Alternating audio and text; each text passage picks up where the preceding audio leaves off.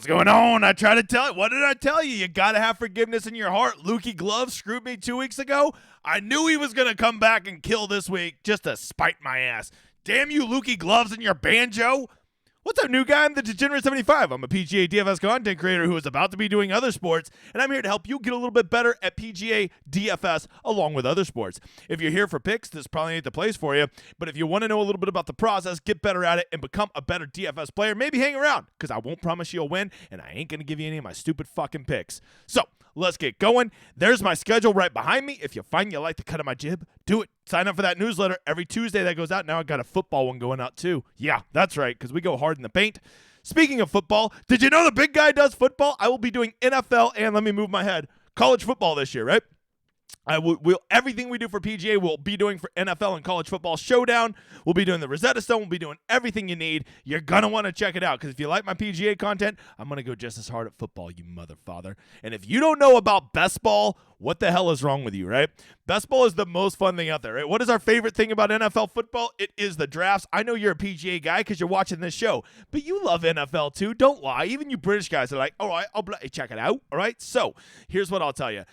I see all the time at best ball, people have their rankings for best ball. I see a lot of analysis about best ball, but I never see it all put in one place, except for the fucking Rosetta Stone, which is right there. This is my NFL best ball. We will have one for DraftKings and Underdog, all available at my site. I'm just telling you, it is a game changer. And if you're a little intimidated by best ball, you don't know what it's all about, simply come Tuesday night and Thursday night this week.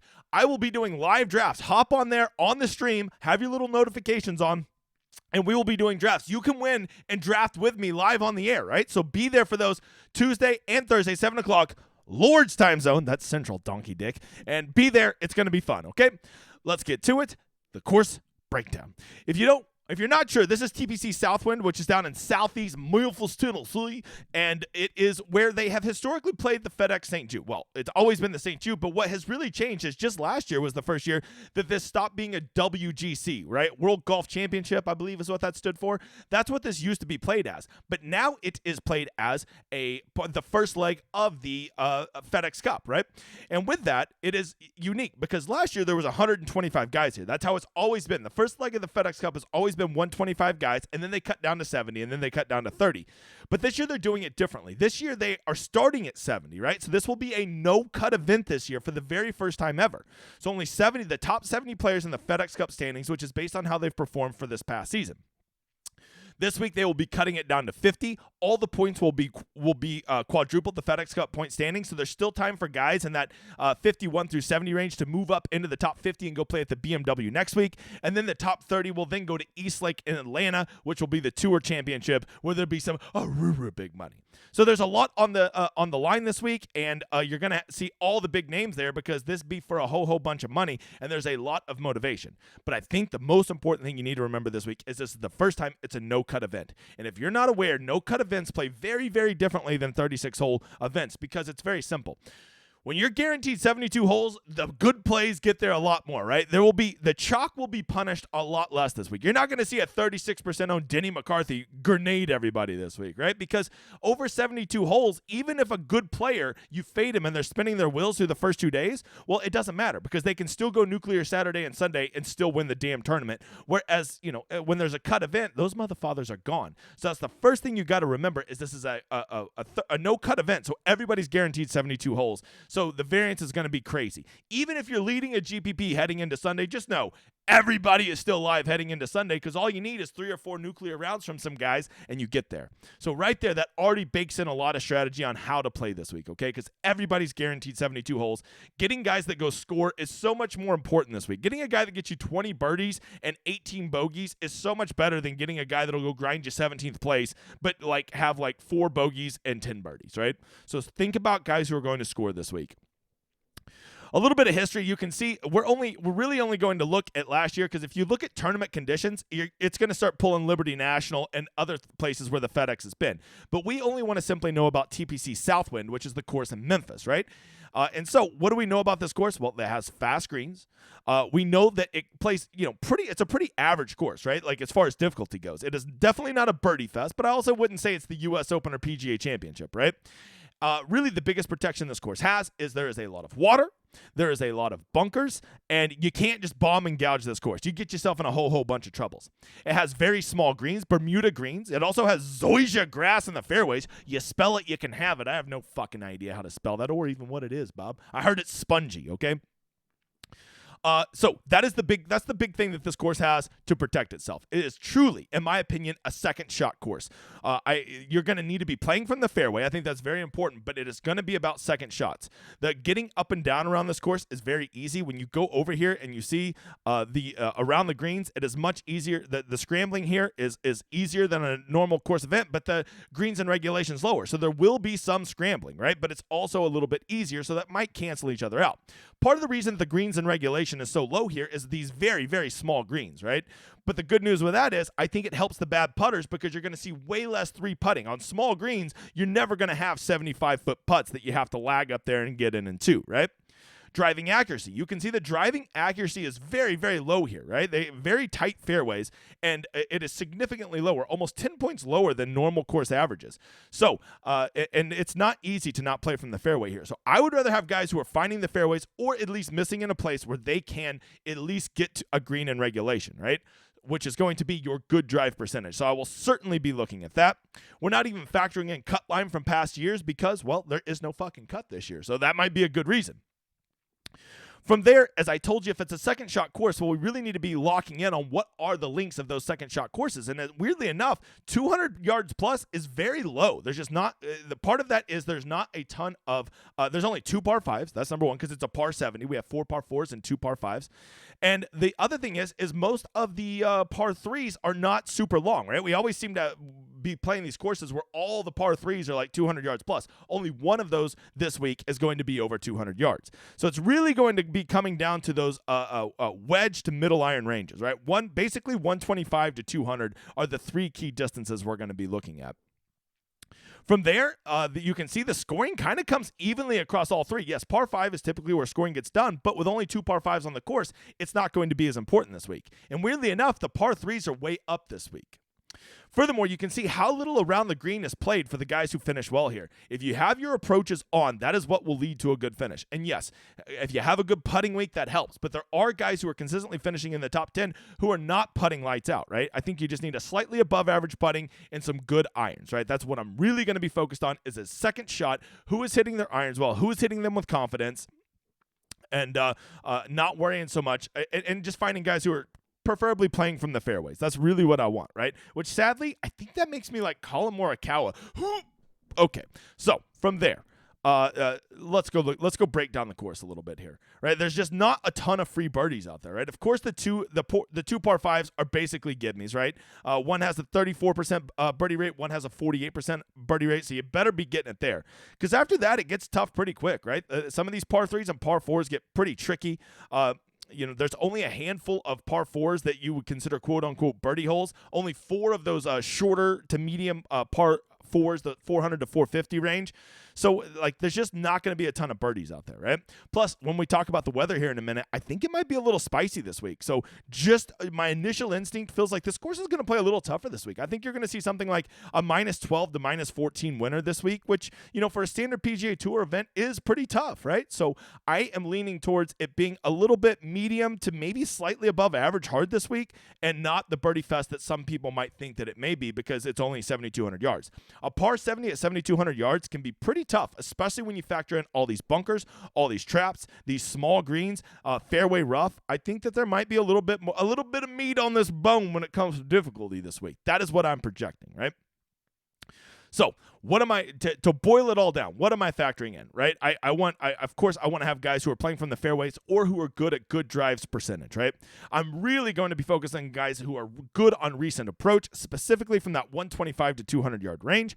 I'm not too worried about around the greens because even though a lot of people will be scrambling this week, I think that the scrambling is relatively easy and not going to be too difficult. And then, of course, I'm going to be factoring in some Bermuda putting, right? But this is really going to be my model this week is going to be really based on second shot course, okay? If you want to know a little bit about who's played well at this course, well, JT has, but that fucking loser ain't here, so you ain't got to worry about him, right? Hideki has been really good here after the missed cut, maybe a good bounce back spot. Rory, Ricky, Day, Cantlay are all some guys who've had some success at this course, right? What I will tell you is, because, I'm like not a poor and I can afford the $18 a year for Windy, some advanced projections show Thursday being pretty spicy, man. Sustained 15 to 18 mile an hour winds with 22 to 30 mile an hour gust. That's going to be a spicy. Then you factor in it's going to get up to the mid 90s in the afternoon. These guys that go out late, they're going to be, I think that's going to be tough out there. I think Thursday afternoon is going to be a straight kick in the dick, right? And I'm not sure how they're going to do it this year, if they're going to do a true wave split or if they're just going to put them out there and then just do the leaders after that. I don't know, because this isn't a typical event. We already have ratings, so they might just put them out there based on what their rankings are. Tee times probably won't be out until Tuesday, and then we'll know more. Friday morning looks pretty okay, and then it looks like we could get some storms Friday afternoon, but I think with only 70 guys, they'll probably be able to get done before a lot of those storms hit, and then it continues to look spicy on Saturday and Saturday, but not so much Sunday, right? So that is part of my reason about why I think this course will play spicy. I think it's already not a particularly easy course, and then you factor in some winds and a little baked out conditions because there's not been a ton of rain in this area, nor is there much rain leading up. I think you're going to get medium to firm conditions with some wind and some toasty Memphis sun. I think these guys might get their ass kicked, right? So that is the basic breakdown, right? It is Zoysia fairways, it is Bermuda greens, it is small greens, it is going to be missing a lot of greens, but not particularly difficult scrambling. And so I think that's avoiding those bunkers and avoiding the waters, right? Guys who are not going to put up 6 and 7s, those doubles and triple bogeys that'll just kill you. Like Shane Lowry, that guy just fucking loves a good triple bogey, right? Probably loves a triple cheeseburger too. But I think that's the key this week. Keep your bogeys to a bogey and don't do doubles and triples. And then go get your birdies on the holes where there's birdies, because there will be birdies out there, right? There's probably about 6 to 7 quote unquote birdie holes, right? And you got to get that. You got to avoid the ugly numbers. And I think you get to minus 12 to minus 15. You have a real good chance of winning this week, right? That is the course breakdown. Let's go talk about some contests. But before we do, make sure to like and subscribe. Turn on the little notification so you know when we're doing those underdog drafts live, when we're doing the emergency stream. Me and the editor, we're just two independent fucks who never put any ads on our videos. So when you like, subscribe, tell a friend, turn on your notifications. It helps us a ton. We appreciate every one of you. You're saints. You're fucking gentlemen and scholars, or ladies and scholars. All right, let's get over to the contest this week. They are, let's face it, Bob, they're pretty fucking good. They're pretty good, right? The main this week, they bumped up to 1.2 million with 250,000, so they bumped it just above that 20% threshold that it's been at, but it's still a relatively good payout structure. 10th place, though, only, 183rd of first. Don't love that, so that goes down pretty quick. The big $5 this week, 12% to first. What is 10th place? 10th place, 125th. That's not bad. That's not bad, okay? I think I could get down with the $5 this week. The problem is, as always, 95,000 people. I believe it was Pythagoras said that is not easy to beat. I believe he said that one of his great writings. It was in Greek, so maybe something was lost in translation. Oh, we got a little mega board. Hey, they're doing that leaderboard thing again. Remember this, where they keep your score over the 3 weeks. They do the 222, a $40, and a $6. And if you finish over the 3 weeks, your cumulative scores in those will get added up. And if you do, there'll be an additional leaderboard where they'll give you a bunch of DK dollars. And they tend to be pretty nice giveaways. So I'll definitely be playing in the 222, that $40, and that $6. Right there's the $6. Where the shit's the 40? Yeah, there it is. The $100. Yeah, it's called the leaderboard special. So it's like your final points, and that then get placed in a cumulative leaderboard over these 3 weeks. And if you finish in that leaderboard over those 3 weeks, you can get additional DK dollars. You're like, well, I want real money. Well, you're gonna get real money when you do well in the GPPs. Just be happy they're fucking doing something cool, Bob. Okay. From there, I'm just telling you, this is a week. This is the most important thing before I can tell you about the contest. You got to remember, for me, I will be playing less week long and more showdown this week because when there's a 72-hole no-cut event, it's just so hard to differentiate yourself and get any edge. If I'm being real with you, you're basically playing the fucking lottery this week when it comes to week long, right? Even when you're kicking nuts through 3 days, you could legit be in first place of a GPP and min cash come Sunday, because if 5 or 6 guys boat race and you don't have them, your ass is going to sink like the Titanic, motherfather. Okay, so 2 Titanic references today. Anyways, so maybe that was another video, but that's important to remember, right? So I like to scale down my week long a little bit at these no-cut events and play more showdown, because you're still going to have the volatility, you're still going to have the ownership edge, you're still going to have the overreactions at showdown that you do not have at week long. So I really encourage you to consider what you want your weekly budget to look like, right? From there, I really encourage you to get in good structured contests. Maybe in a week where there's so many possibilities. Maybe stick to smaller contests. Stick to some $100 single entry, some 3 maxes, some 20 maxes, right? Because playing in these big lotteries, even if you think you're killing it, I think that the only way to do it is to be super, super aggressive with your player pool. I'm talking like take 3 or 4 guys and maybe lock button them, right? And hope that those 3 or 4 guys go off. And if you do, then you have a whole bunch of pieces to mix and match with them. I think that's really the only way, right? You're probably going to lose doing it that way, but if it is the week where your guys hit, you can really go nuclear with that. So that's just one way to consider attacking this week's slate, is being ultra aggressive with your player pool, either keeping it really tight or having like a small group that you play in something like 50, 60, 70% of your lineups. So if those guys hit, you give yourself multiple bullets to get it, because you are not going to have an edge on everybody by simply getting more 6 of 6s this week, because everybody gets a 6 of 6 in a no-cut event. Okay, so you need to be aware and change your process a little bit at a no-cut event. And remember, this is not our normal 36-hole cut, and that leads to a different strategy on how you play week-long. Okay, I think Showdown's going to be the exact same. I think we do everything the same at Showdown as we do any other week, and that is why I'm saving more of my funds for Showdown this week and less at week-long.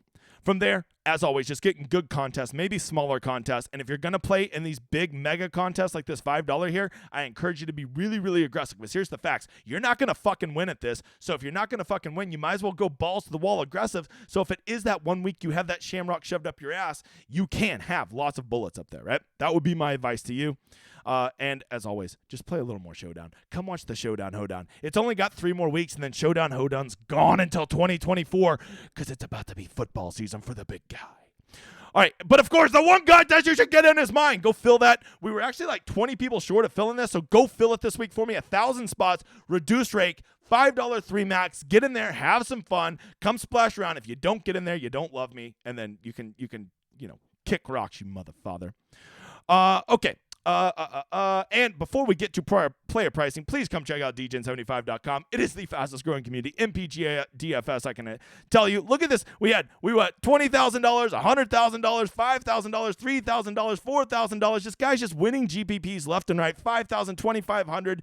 Just there's something special going on. Just go look at that fucking flag. You tell me another site out there who has their symbol flying more. I dare you. And we're just a little baby mom and pop company, just a little community that could with all these. We almost won the main 2 weeks in a row. My dude King of the North winning $100,000. Absolutely insane. Oh yeah, and I have the best tool in all of PGA DFS called the Rosetta Stone, and it is not just for week long and Showdown. I also have it for best ball. I will have it for NFL, for college football. It takes everything you need to know, and it puts it in a place where you can reference it and make the best informed decisions. Come check it out. I promise you won't regret it. Let's get to the pricing. I haven't looked at it.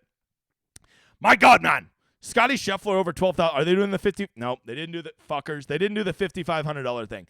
I think for these next 2 weeks, you'll probably see standard pricing. But at the finals, whenever guys get to start with position points, you're going to see some crazy pricing, right? You'll see like 15,000, right? But we're not there yet. So let's get going. At a no-cut event, I do not mind stars and scrubs, right? To me, it's not about stars and scrubs. It's about chalk and pivot/punts. You're going to want to have some low-owned guys in your player pool this week, okay? Because a low-owned guy this week is going to be what really differentiates you. It is going to be how you separate yourself from the field. And a lot of people will say, well, the low-owned guys suck this week. But all you need that low-owned guys is just go get a bunch of birdies. Go get you 20 birdies, and that can be enough. Fuck their position points. Forget where they finish on the leaderboard and just get guys who can go score. If you're guaranteed 72 holes, you want a guy that gets you 20 birdies and 18 bogeys, not a guy that gets you 10 birdies and 4 bogeys, right? The guy with 10 birdies and 4 bogeys will finish higher up the leaderboard, but it won't matter. You'll have wanted those 20 birdies. You want guys who put the ball in the cup, who are aggressive as shit, and who are going to go for it, right? And this is also a really good week to consider stars and scrubs. Some of these guys down here are going to be crazy under-owned, so don't be afraid to go get after them and get them in your player pool, right? So right up top, pricing, wow, drops off a cliff. You got Scheffler, Rory, Rahm. I guess we'll call that the Holy Trinity. And then just a cliff, $900 to Hovland, Schauffele, and Cantlay, right? So right off the bat, I think those top 3 guys, Scheffler and Rory, are going to be popular. Their play has been so good. They just seem to be on another level, right? I think Rahm, you're probably going to get at a discount. I can't imagine too many people are lining up to play Jonathan Ramthan this week, right? But then after that, people will say, why would I play Ramthan when I could just take $1,000 discount, go get Victor Hovland and old Xander Schauffele, right? From there, Ricky at 9,500 seems a little expensive. Spieth at 93 seems a little expensive. Okay, Morikawa at 9,000. Fucking gonna be donkey chalk. You heard it here first. He will be donkey chalk. Let's see. Tony Finau at 8,700. Fucking underpriced. That's just a fact. That is too cheap. He should be more than Homa. He should be more than Day. He'll be mega chalk. Who else we got? Wyndham Clark at 8,500. Seems like a fucking bargain. I would say Decky would be popular at 8,400 with his course history baked in, but he kind of fucked some people this last week. And let's face it, Decky's got a whole bunch of quit in him, right? He'll go through the motions faster than anybody. He gets a little blister, he'll fucking withdraw. And you want to know the one way to get screwed at a no-cut event? Have a guy withdraw, Bob. Brian Harmon at 8,300. What the fuck? Okay, Brian Harmon ahead of Cam Young, Sam Burns, Sung J M, Tom Kim. Laughable. Last time I checked, TPC Southwind is not Middle Earth, so no thank you to Brian Harmon. Let's see. Who is going to be popular here? Corey Connor seems a little underpriced at 7,600. Man, this is a lot of icky players in the FedEx Cup, right? Seems like we're missing some studs. Where's JT? Oh, that's right. He couldn't luck sack chip in on 18. That's right. Lukey Gloves? I don't know if this is a great spot for Lukey Gloves. Won't lie to you. I'm going to assume that's Siwoo and not SH. Who? Justin Rose at 7,200? Seems rather cheap, Bob. Seems rather cheap for a player of his caliber. Got to imagine he'll be popular. Aaron Pumpernickel. Fuck that guy. Man. You think it's the FedEx Cup, it'd be a really great field, but we're down to 6,700, and I'm looking at the Viking and Dumpy Bow. It's like, oh, this field's not as deep as I thought. But let's just be honest. Let's just be honest. Let's just go take Mackenzie Hughes or Hayden Buckley or Ben Griffin. Look me in the eye. You're going to sit here and tell me that any of those guys are dramatically different than fucking whoever, like who's Lucas Glover, Benny Ann. They're all the same player. They're the same player, but those guys are $1,400 cheaper. I just don't get it. So I think this is a real good week to come down here and find some Mickey players. Tom Hoagie at 6,300 kind of seems like a steal, just initially speaking, right? Old Andrew approaching him. He seems pretty good. Although I think that guy's got the yips with the putter. So long story short, I think just looking at these, people are going to be smart enough. I assume. Never assume that people are smart at PGA DFS. But these guys down here are hardly any different than the guys $1,400 above. So you could probably legitimately stuff Scheffler and Rory in a lineup, and then you just come down here and grab one punt. Hayden Buckley, who usually fucks me, and a Tom Hoagie. And look at that. You're already back up to $7,000. So I don't even think it's crazy to double stack Scheffler and Rory this week. So with that, I think that you can be really clever with your builds. Or maybe instead of just always thinking that Stars and Scrubs needs to be the guys up top, maybe you go grab a Cantlay, a Hatton, a Kawa, and a Finau, and now you just kind of do a hybrid punt, right? Now you go get that Hayden Buckley, and look, you can get all the way back up to whoever, right? So now you can get 4 studs in your lineup. So maybe that hybrid Stars and Scrubs might be the way to play it this week. It will be interesting to see. I'm going to be very interested about where this chalk is going to come in. Initially, it just feels like Scheffler, Rory, Neckbeard, Cantlay, Morikawa, Finau will all be very popular, right? That's just the initial instinct. We'll have to see, see who the touts are chalking up, see what the projection's like this week, and that's where we'll be. All right?